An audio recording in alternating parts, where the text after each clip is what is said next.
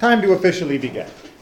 So one of the things that is often fun to point out is some of the distinctions between a Jewish perception on how we grow and a sort of pop American general society perception on how we grow. So what are the milestones in a Jewish child to adult travel? Graduation from medical school. Ba-dum-bum. That's right. What are the milestones? Oh, when you get them potty trained. Okay, so we got a bris or, a simchat bat, Yes. Yeah. right? Naming for a girl, very good. And, okay, we've got a bar or bat mitzvah. And maybe at some point in between we threw in some schooling, and depending upon your community and family, that may or may not have been a milestone type event of either taking the first day of school or getting your first siddur or getting your chumash or what it might be. Bar and bat mitzvah, what's next? What's that? Wedding. Okay, we got to get a wedding in here somewhere. College graduation before wedding. What do you call it? College?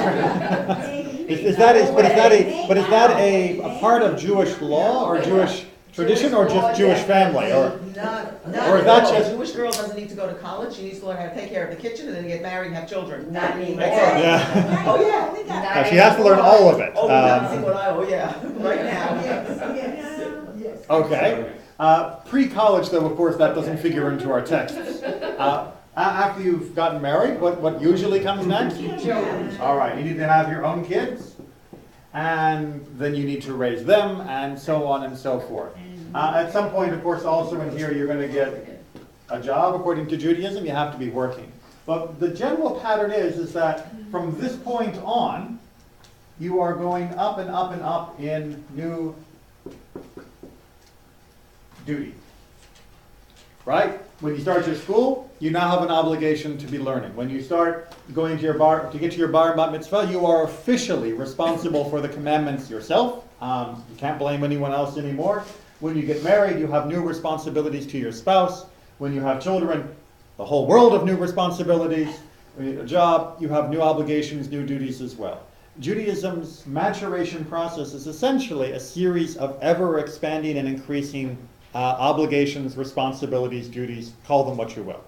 Make sense? Right? Okay. Now we don't have quite the same official list in pop Western culture, but what's that process like in general society? What are the milestone events? First grade. Okay, so you go to school, right? Yeah, first day of school. First day of school, very good. Nothing like a bar bat mitzvah though, right? But there's, I'm sure, a certain time when you get to the no babysitter. Isn't that a major life event when your parents don't need to get a babysitter for you anymore? No, because it doesn't affect you that much. It affects your parents. What kind of life did you have as a child? I'll tell you, for me it was a pretty big deal when there was no longer an issue of needing a babysitter. You know what, you can stay home on your own. Yeah. It was, I can stay home on my own. Yeah, wow. and yes, it obviously made a bigger difference for the family than just for me. But at the age when that happened, I didn't really think about what difference it made for the family. I thought about what difference it made for me. And what it said about my family's recognition of how independent I was. Anything else? Driver's license. Okay, well, let's get 16 for our license. And 18-ish for high school grad. Right, and then college. Or if you didn't go to college, it's something else, but it's often live on your own, right? Which meant you were working, if you're living on your own. No, you'd be in college and you're living on. What happened to 21? He's about, Learn to drink. you can vote. Sorry, we should also add vote at 18 as well. Thanks to my alma mater, University of the Pacific, is where the vote at 18 movement began in the United States. They argued that if you could be drafted at 18, then you should be allowed to vote at 18. which made sense. If you Makes can, no if, sense. if your body's good enough to be, used as cannon fodder, it should be good enough to stuff a ballot box. But when you go into the army, you are being ordered around, you don't have 1 minute to decide for yourself what you're going to do. It's not the Exactly. same thing as voting, Makes where you no have to make decisions. Exactly, and You if don't decide you're, even when to wake up in the morning, they tell you everything. you're responsible enough to No, pull you're a not. trigger, but you're not responsible enough to Do pull a any- lever in a ballot box. Or to get up in the morning, they'll wake you in by reference. Oh, we can argue about that Yes, later. everything. Okay. They should have changed the draft age to 21. They should change. That the would be a age to different, that would have been a 35. different solution. But by then they might have run away. All right, That's well, right, but then you're smart enough. we can go on for more, but of course we have more Torah that we need to Yes. get to than just American life cycles. But what I'd like to show here is that in general, the American life cycle events are focused on most of our biggest celebrations on ever increasing, essentially, freedoms.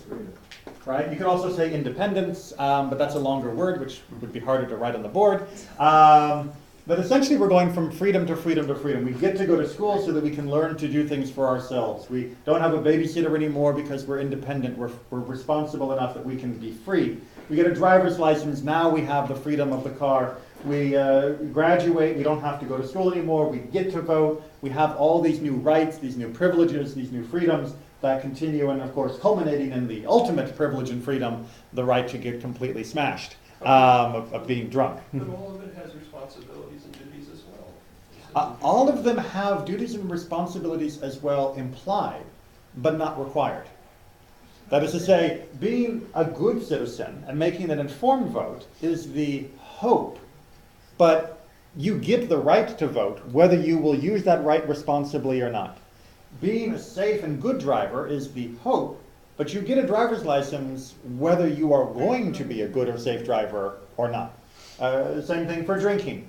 There's a general expectation that you're going to drink and not do something irreversibly bad, but they don't wait to see whether or not you're going to do that before they give you the right or privilege to drink. It's automatic at these ages for most things. See, there is a little bit of a license test, but let's be honest, it's not usually very, very difficult. And judging by the way people drive and the rate of accidents among teenagers in particular does not seem to have weeded out those people that need more instruction. Mostly it's about conferring new privileges and freedoms, whether they are going to be used responsibly or not. But this last one is going to be important for today. So hold that in the back of your mind as we begin our discussion of Parashat Shemini. All right, so we're looking at chapter 10 in the book of Leviticus, which is on page 632, if you are using the 8-time Chumash. Chapter 10 of Leviticus, right at the bottom of the page. Volunteers. I'll read. Oh, Judy, thank you. Now Aaron's sons Nadab and Abihu each took his fire pan, put fire in it, and laid incense on it. And they offered before the Lord alien fire, which he had not enjoined upon them. Dun, dun, dun. And fire came forth from the Lord and consumed them. Thus they died at the instance of the Lord. Then Moses said to Aaron, "This is what the Lord meant when he said, 'Through those near to me I show myself holy, and gain glory before all the people.'" And Aaron was silent. Okay. Few short sentences. What just happened? What just happened? His two sons died. Two of Aaron's sons, he has more, but two of Aaron's sons do something with this Eish Zara, this foreign fire, this strange fire, and they in turn are incinerated or somehow destroyed by this fire that comes from God. There's lots of different midrashim about whether it was their bodies that were destroyed, whether it was their souls that were destroyed, whether it was something that was visible from the outside or not. But they are dead by the end of these few verses. And it all is over in a flash. And Moses' words to his brother, you know, the guy who just lost 2 kids. Not very compassionate. No. No, no.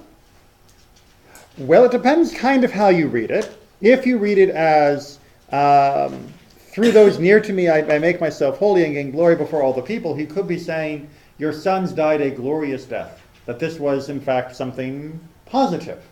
You know, hooray. I don't see a lot of love for that interpretation around the room. On the other hand, what might Moses be saying?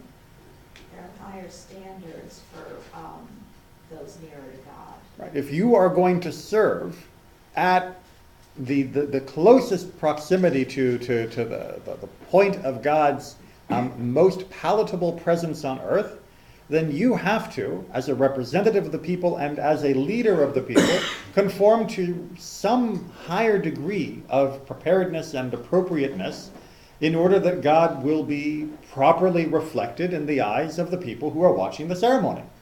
And if you don't, there's going to be immediate consequences.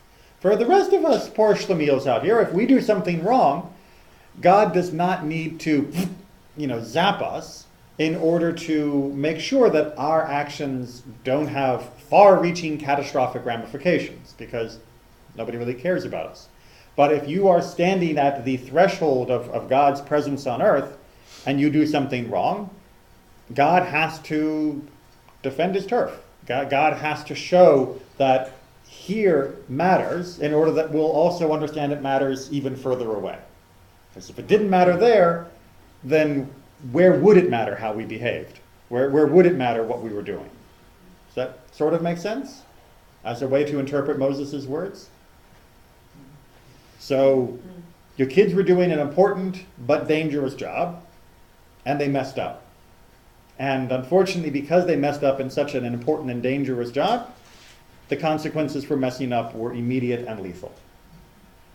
And Aaron was silent. Does he argue the point? No.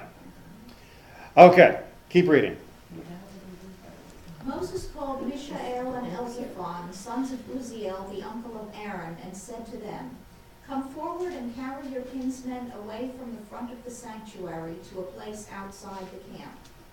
They came forward and carried them out of the camp by their tunics, as Moses had ordered. And Moses said to Aaron and to his sons Eleazar and Ithamar, do not bare your heads and do not rend your clothes, lest you die and anger strike the whole community. But your kinsmen, all the house of Israel, shall bewail the burning that the Lord has wrought. And so do not go outside the entrance of the tent of meeting, lest you die, for the Lord's anointing oil is upon you. And they did as Moses had bidden. All right, so remember, they're in the middle of the inaugurational moment of the Mishkan. They've been going through the whole dedicatory process, everything that we have talked about for the last few weeks, and the preparing of the Mishkan. They are now officially being instated as the priests. And you can't interrupt that ceremony, is what Moses is saying here. So you, Aaron, and the survivors, the immediate survivors, have to stay, and the rest of the family will remove the bodies. And everyone else in the community will do the mourning. But you're not allowed to stop. You have to carry on with the ceremony, finish the inauguration, the anointing oil is on you. We're not taking a break for your grief, because you have a job to do. Harsh? Appropriate? It does. Malka, I can't tell if you're doing your hair or whether you really want to say something. It really bothers me. I think it's unduly harsh Mm-hmm. and cruel. So if the President of the United States was in the middle of a war negotiation and one of his kids, God forbid, any president, I'm not talking about a particular one, died, would you say, oh, cancel the war negotiations, he should go home, bury his young? There's a difference in Okay. a war negotiation and the dedication of a holy place.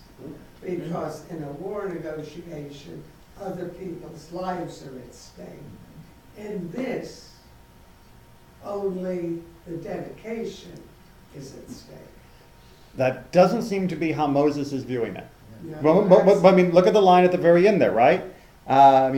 Don't bare your head and rend your clothes, lest you die and anger strike the whole community. There is a real concern here by Moses, and we can argue about whether his concern is right or wrong. But there's a real concern here that further violations of what was initiated here will have a serious repercussion for you, Aaron, your remaining kids, and the entire community. Right, So- the entire priesthood. No, Is wiped the- out, you got a problem. Absolutely. And it wouldn't be the first time, like a few moments ago, that what happened from God killed. So we may not view it as a war negotiation. We may think of it as similar to dedicating a new sanctuary.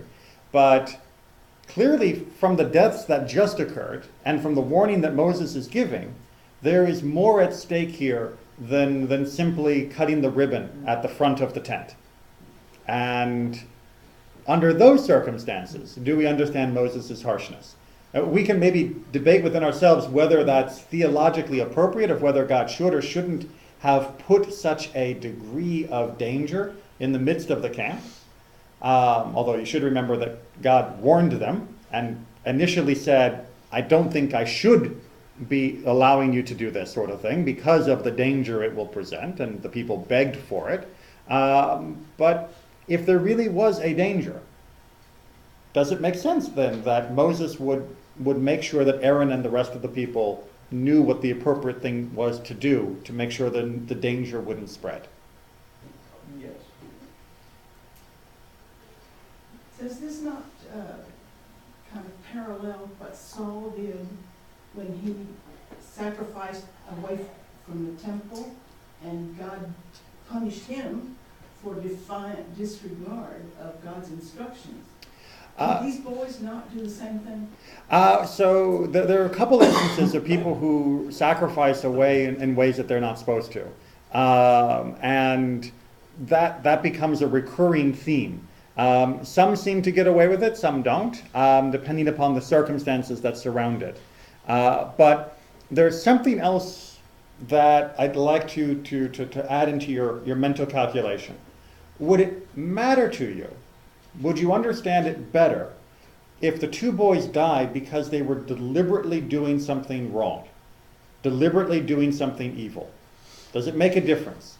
If deliberately as opposed to accidentally. So for example, They're representing the priesthood. right, so let's say you got two people representing the priesthood, and they died in the midst of committing a crime. Okay. They were involved in a murder. And as they were trying to murder someone, they were killed. Would we have a little bit less compassion and say, you know what, we're not going to stop the whole ceremony just because these two murderers have been killed? I mean, I understand they're your kids, but I mean, come on, we're not going to stop and do this. We'll give them the honor that is due as a community, but we're not interrupting this most important of activities for this. Would their behavior that led up to this make more of a difference? I know it seems strange that they just died because they did something wrong with the incense. But if they were doing something extremely wrong with the incense and doing things that led up to it, would that make a little bit more of a difference in your calculation of understanding this story? Or does it not matter? I think it would make a difference. It might? Okay, so let's take a look at the Midrash. There you are. What's that? Oh, I know. Not accidental. Can I ask you a question? Yes. What do they mean by alien fire? Yes, you can ask that question. Yes. Will you answer a lot? I cannot give you the only answer because there are multiple answers given by our tradition. The short answer is that it was something that had not been commanded, that it was definitely something that was not meant to be offered and not part of the ceremony. I mean, we saw all the details about the incense that were discussed during the last few weeks. There wasn't a lot of room for interpretation. The incense was designed quite precisely. And the way that it was meant to be burnt was described quite precisely. In some way or shape, they did it differently. And that seems to be the upshot of it. How it was different, why it was different, and what made them want to do it differently is the subject of a lot of different commentary and interpretation. And we're going to see one version of it right now. Judy, you want to keep reading? From the Midrash. Rabbi Ishmael? Yes, exactly. Rabbi Ishmael says they had entered the sanctuary after having drunk wine. All right, they were drunk.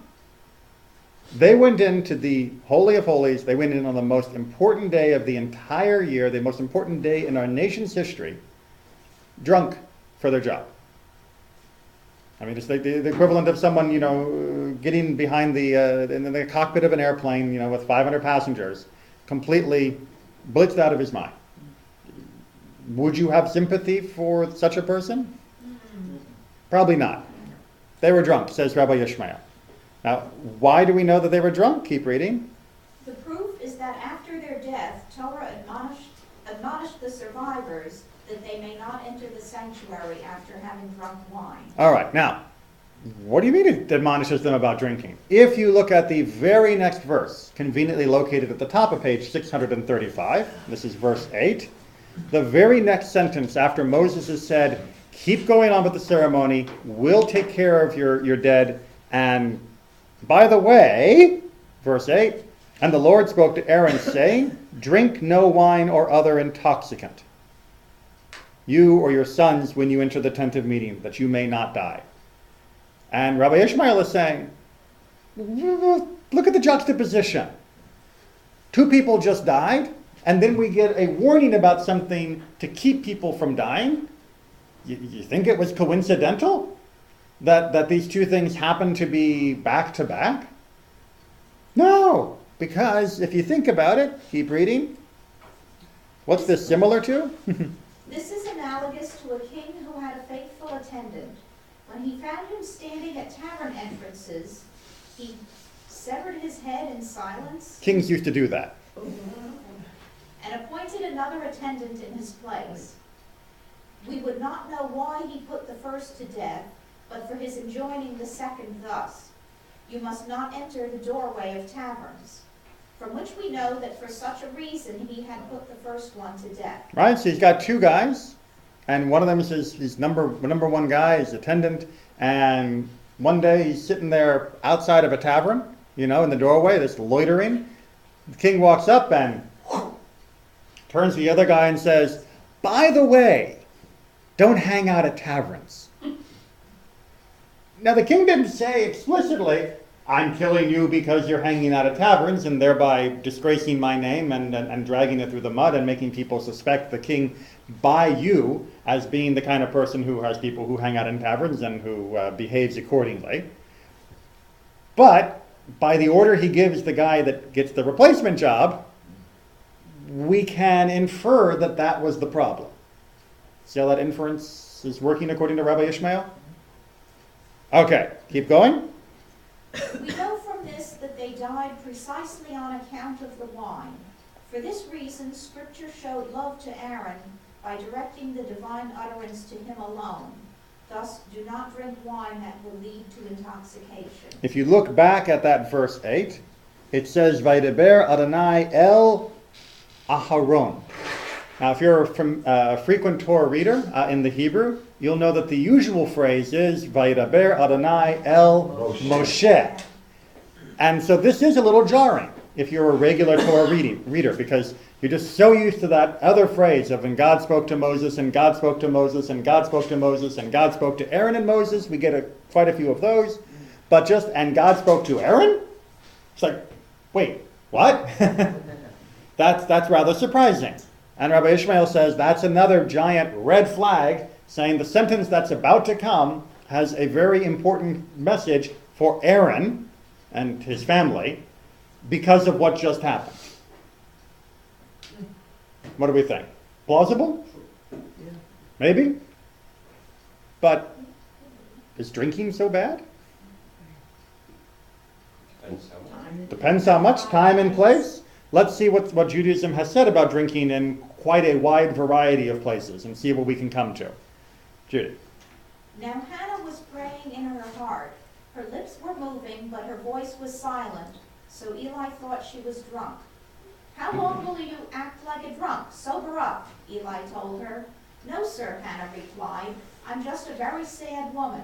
I haven't had any wine or beer, but have been pouring out my heart to the Lord. All right, so this is the story of Hannah when she is praying at the Mishkan to have a child. And while she's praying, he can't hear her prayer. He can just see her mouth moving. And he thinks that she's just sitting there drooling, dribbling drunk.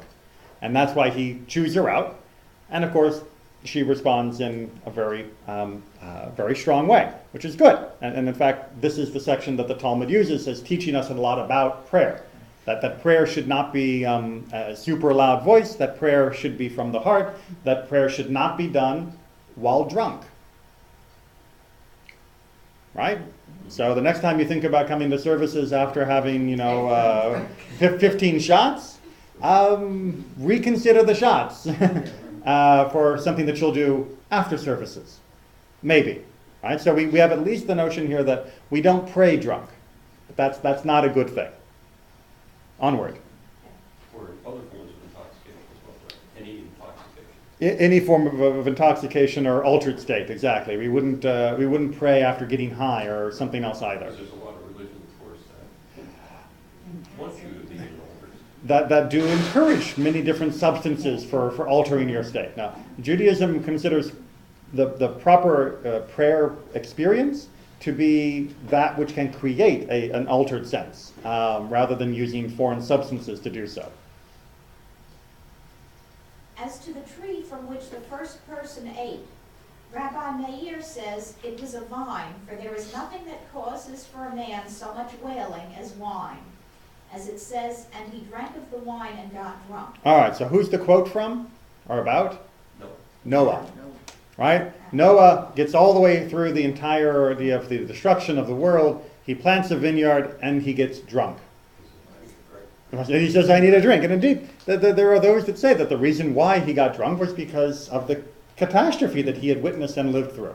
And so the argument from Rabbi Meir is then, what would be the tree that would cause us the most trouble?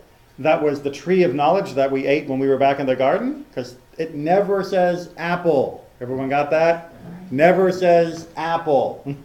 That's an artist's rendering, so to speak. And Judaism, of all of the fruit that we're going to see, never picks apple as a possibility.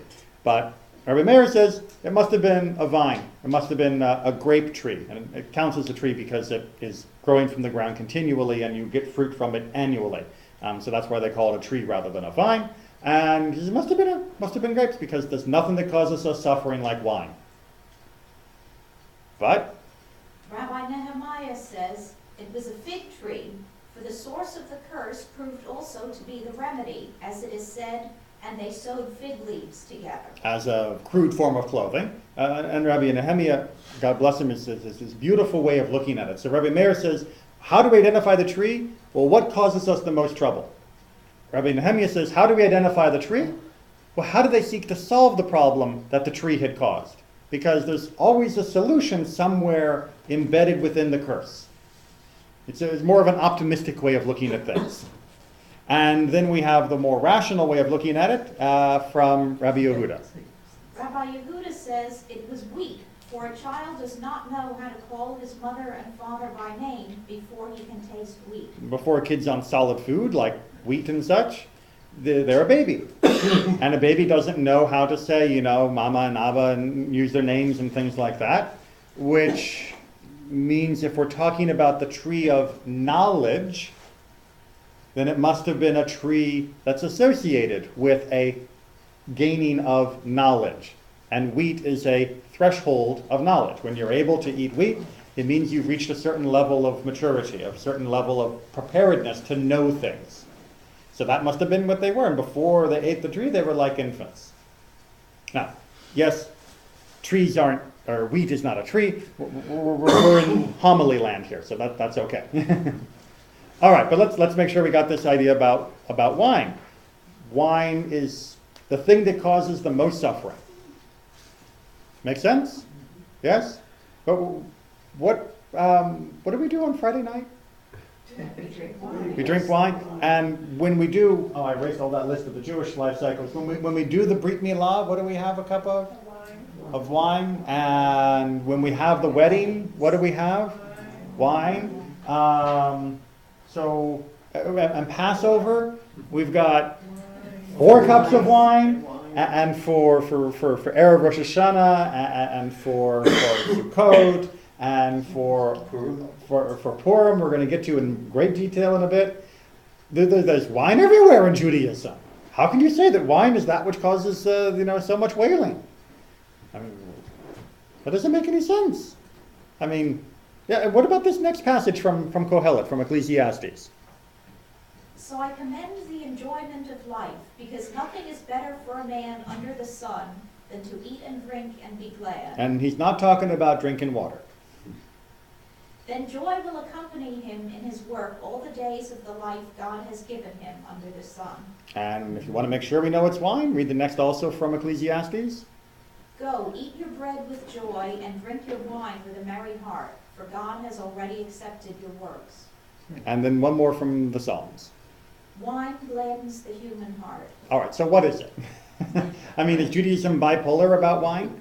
I mean, that it's either the worst thing ever or it's just the most amazing thing that gladdens the heart? What's the deal?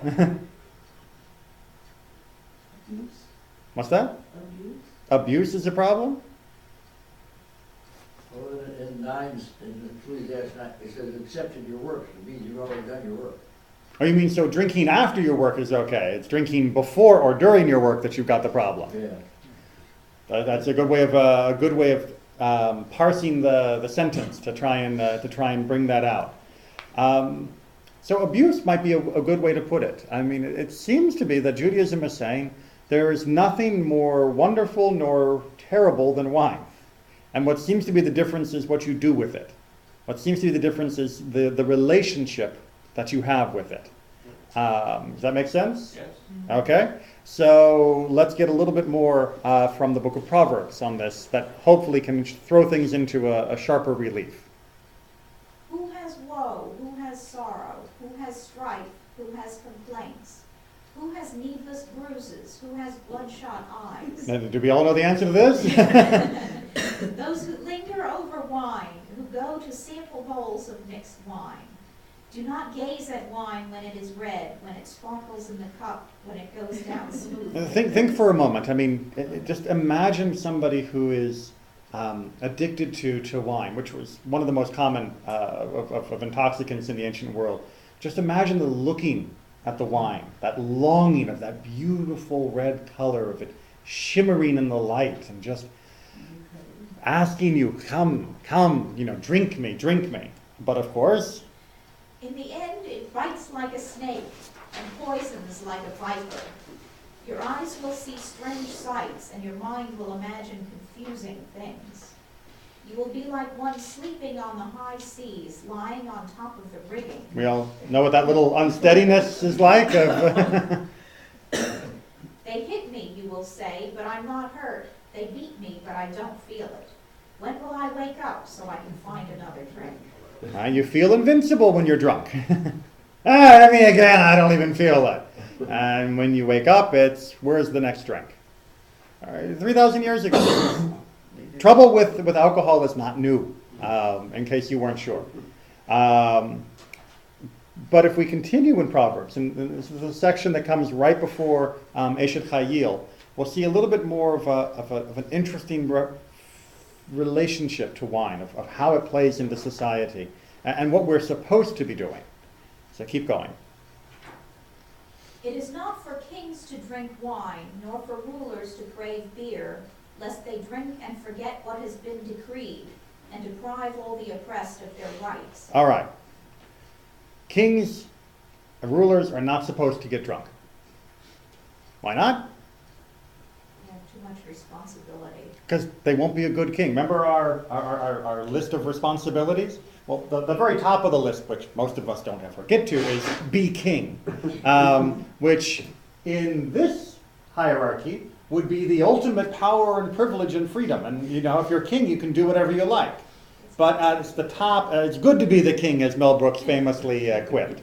But at the top of the Jewish chart, being king means the greatest amount of duties and responsibilities and limits then on what you can or can't do. The fact that we don't really have many good Jewish kings in our history doesn't mean that Judaism doesn't think of kingship as being like that. Kingship is the ultimate burden that a human can have, that you are responsible for the lives of others. You're responsible for hundreds and thousands of other people. You can't afford to get drunk if you're king, because you will lose sight of what has been decreed, what laws you are supposed to be implementing, and you will lose sight of the oppressed and of defending them of their rights. Which means, Let beer be for those who are perishing, wine for those who are in anguish. Let them drink and forget their poverty and remember their misery no more. right, is this a bit of like let them eat cake?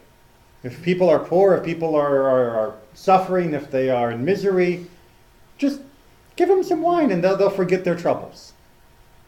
Yes? Is that the solution?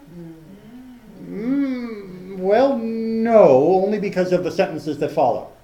Okay, and because of the sentence that just came. What's the king's primary job according to that first sentence?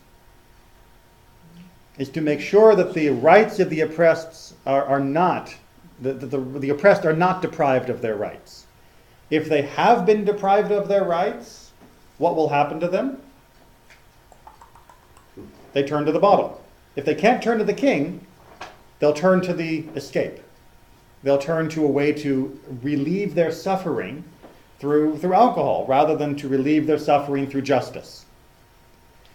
But what the king should be doing is, Speak up for those who cannot speak for themselves, for the rights of all who are destitute. Speak up and judge fairly. Defend the rights of the poor and needy. is the antidote to people who are in such a situation where they think they need alcohol to deaden the pain. If you want to get someone off alcohol, fix the life that has led them to alcohol. Don't just take away the bottle. Because taking away the bottle is not going to take away the need that led them to it in the first place.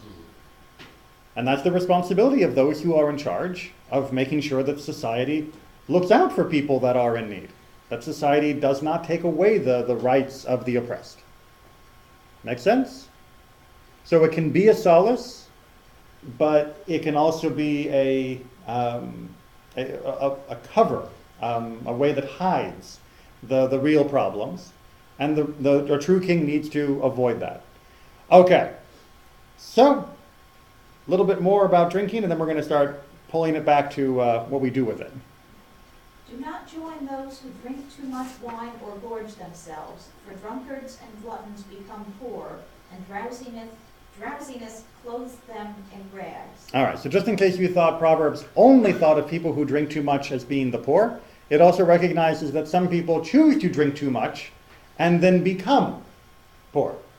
That someone who had it all and was living a high life can choose to ruin it by becoming a glutton and a drunkard and just only indulging in the quote, fine things of life and squander the goodness that they have and end up in a very regrettable position.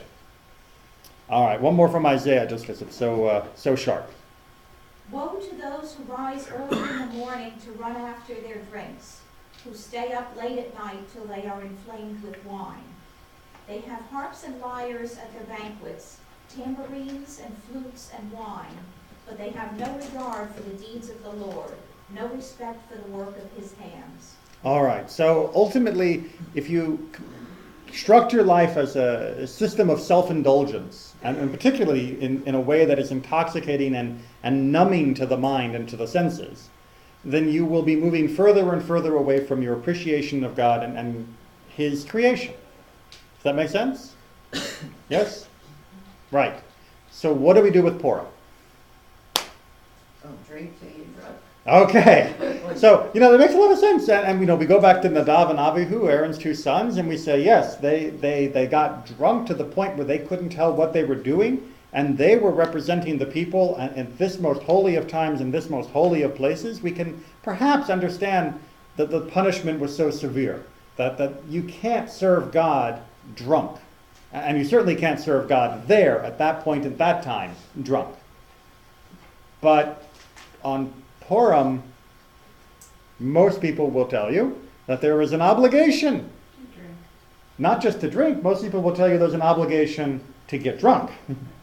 Right? The phrase is ad shelo yada, that now you get drunk until the point where you cannot know the difference between blessed is Mordechai and cursed is Haman. And I don't know about you, but that's pretty drunk. If someone says, blessed is Mordechai, and you go, yeah! And someone says, cursed is Haman, and you go, yeah! You have to be pretty far gone to not know that you should have said boo for the second one. Because yeah and boo are not really hard things to remember, even when you're drunk. So is this saying that the only way you can serve God on Purim is to get just mind-numbingly drunk? Is that really what's being asked for here? Well, let's see. Reading? Rama said, one is obligated to become intoxicated on Purim until one does not know the difference between cursed is Haman and blessed is Mordecai. Rabbah and Rabbi Zerah had the Purim feast together. By the way, when is the Purim feast? When is that when you would be getting drunk like this? If you are going to get drunk like this? On the day Is it before. on the day of Purim? The day of, the afternoon of Purim, right? So we have the Megillah reading at night. You go to bed, you wake up the next morning, you have the morning service and Megillah reading. We usually do a carnival. And then you have the afternoon meal in the day of Purim. And it's during that meal, after you've delivered all your shlach manot, after you've given matanot le'evyonim, the gifts to the poor, that's when this feast would be taking place. That's when people would be getting drunk. So let's just make sure we understand that everybody agrees, except for those that do it, everybody agrees that you should not be getting drunk, certainly not dangerously drunk, during the evening Megillah reading. Right? Because you're not paying attention to the Megillah if you're drunk. And B, you may not wake up the next morning for the second Megillah reading, which means you're also missing out on other mitzvot. And C, it's very, very dangerous because you're going to be walking home or, God forbid, driving home. And this is a problem. So all rabbinic authorities agree that the evening of Purim is not the time to be getting smashed. Next morning, you've still got mitzvahs to do. All rabbinic authorities agree, not the time to be getting smashed. It would only be, if it is, during the afternoon feast that we're talking about. Make sense? Okay. They had the Purim feast together and became intoxicated. Rabbah arose and slew Rabbi Zerah. Now that's a party. Right? You get so drunk you don't even know what you're doing and you end up killing one of your friends and colleagues. Wow. That he really took this mitzvah seriously. He got so drunk that he couldn't even tell that he was killing someone. The next day, Rabbah prayed for mercy and revived him. Meaning he wakes up from his drunken stupor and goes, oh look, I killed someone. Oy vey, exactly. He prays and miracle happens and Rabbi Zerah is saved. The next year, Rabbah asked him, Rabbi Zerah, let Master come and we will have the Purim feast together. Rabbi Zerah answered him, not every time does a miracle occur. What a polite way to turn down the invitation. You know, we had such a great time for Purim last year. Come on back. I'm going to take a rain check on that because we don't really want to count on miracles second time. So does this section of the Talmud say that you should get drunk or shouldn't get this drunk on Purim? Should not. What's that? Should not. All right, so according to the Meiri, as being channeled by Michael, the second half of the paragraph, the story about the guy getting killed and I'm not going to come a second time because miracles don't happen all the time, is a way of retracting the command to get this drunk. Right? So you tell a story about everyone should get drunk, and then you tell a story about how bad it is when everyone gets drunk. The second part cancels out the first part. in the text, this is the way it is. Absolutely. There isn't a single, there's no, I try to be very scrupulous that if I ever amend the text, I put in an ellipse, for parts that are deleted. There was no text deleted from this at all. So it's not anywhere farther away on the page than just the next word. Between the end of the story, or the end of the idea of get so drunk that you can't tell the difference, the very next sentence is, it once happened. And the Meiri from the Middle Ages said, yeah, but that's because the second part tells us the first part isn't an actual order. It was what one guy thought, but we brought a proof text of why you shouldn't listen to that. But not everyone agrees with the Meiri. He's a singular voice within our tradition, and there are others that are still uncomfortable, however, with this notion. Remember, we talked about this whole notion of Jewish maturation is all about assuming greater and greater responsibilities, and responsibilities to each other as reflected by our obligations to God, as mentioned in the Torah. Well, being drunk is the antithesis of being responsible.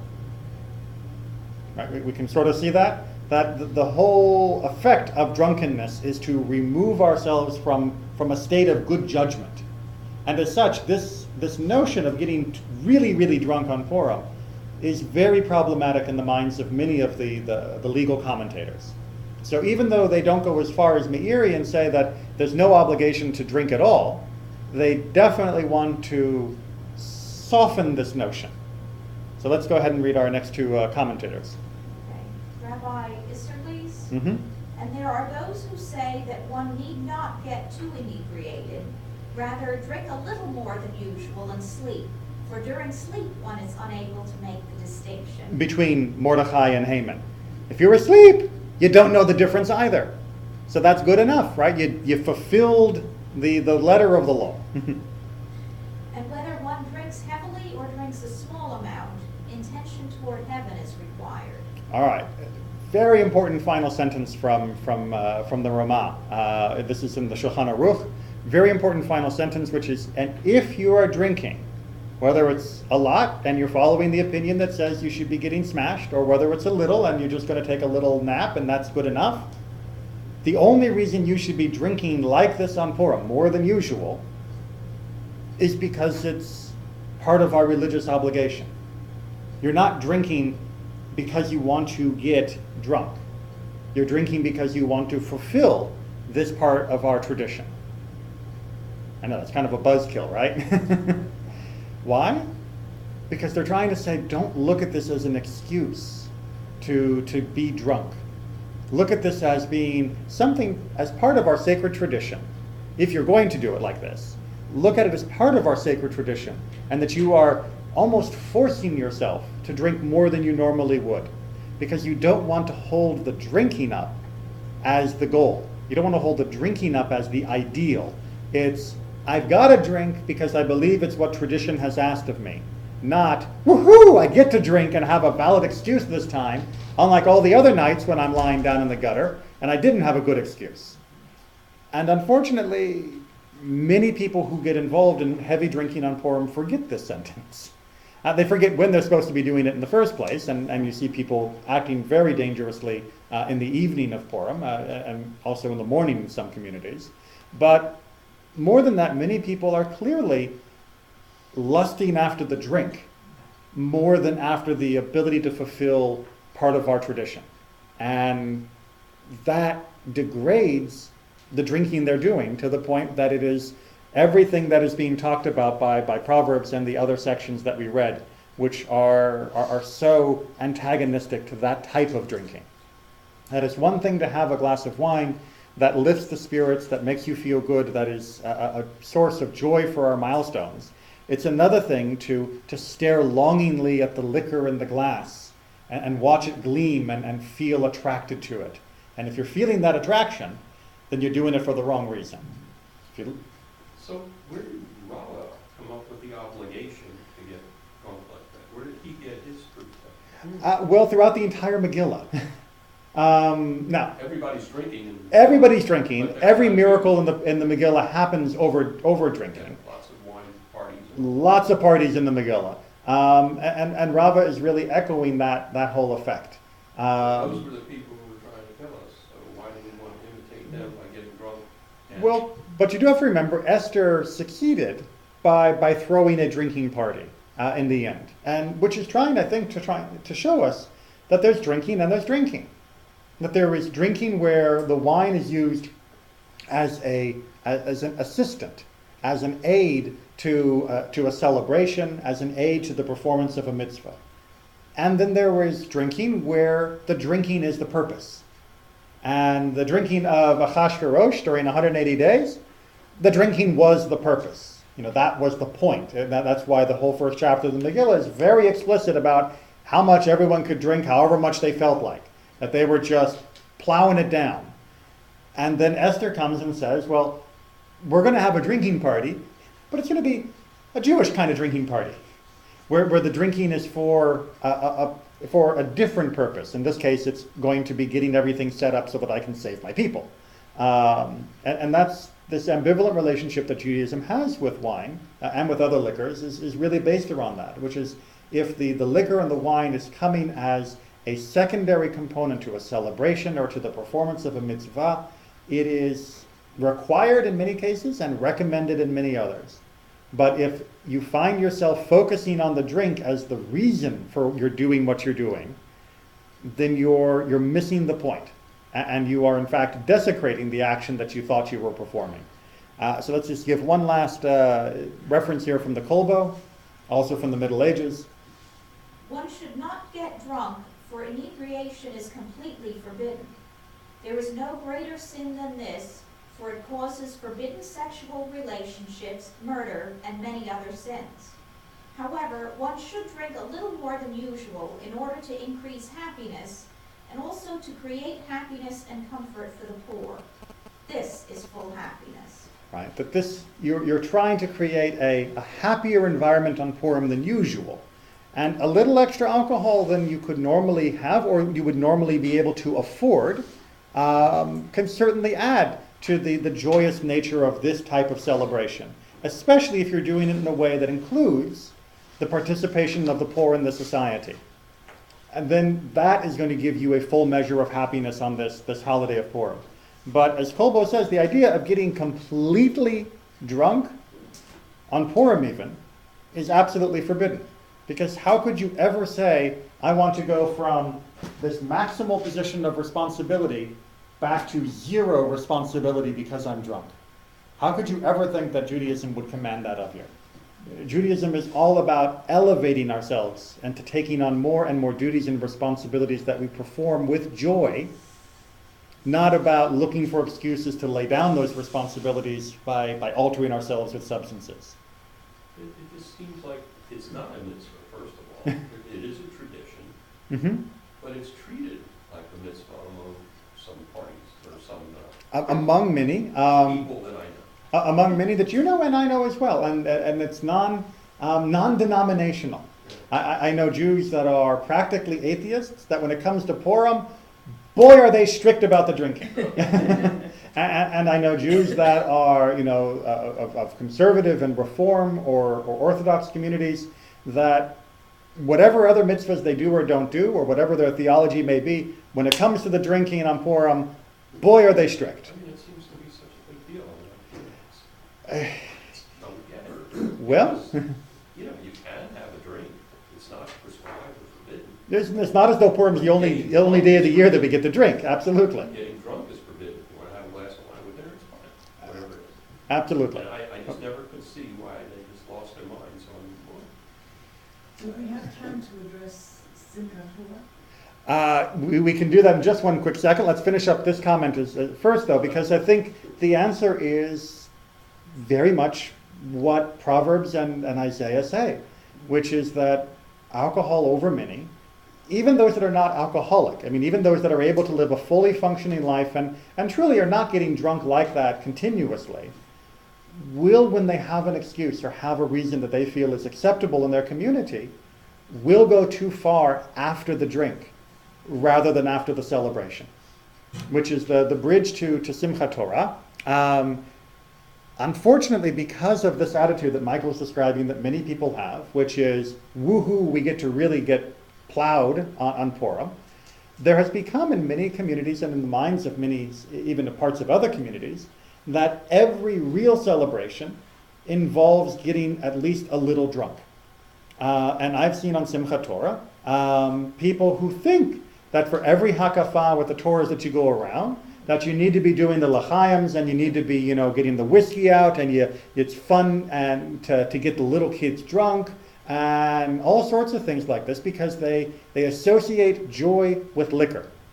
And it becomes something that's very hard to separate in their celebration. But Judaism has always been trying to teach us joy that can be augmented with alcohol from time to time, but the joy should come from doing what we are doing for the right reason. We should feel joy when we see a friend that we haven't seen for many years. It shouldn't be, oh, hey, I get to see you. I haven't seen you for so long. Great, now I've got an excuse to open the whiskey. That shouldn't be the way our minds process the event.